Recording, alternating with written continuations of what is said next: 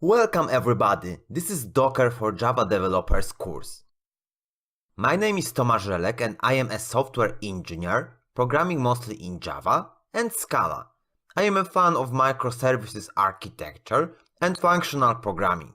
I am creating software for big data and leveraging most clever algorithms and data structures in everyday work.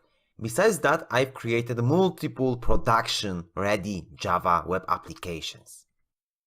So let's see what you will learn throughout this course. So in the first section, we will be looking at the Docker, and this will be a get started with Docker. We'll be introducing Docker and what problem does it solve. Then we'll be looking at the practical use cases of Docker and setting Docker. Finally, we will start a Docker image using Docker Hub. In the second section, we'll be looking at the containerization of software.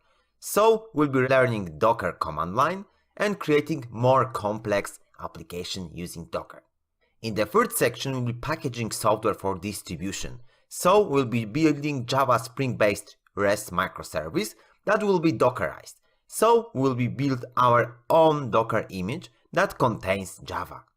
In the last section, we'll be looking at the topic of multi-container and multi-host environments.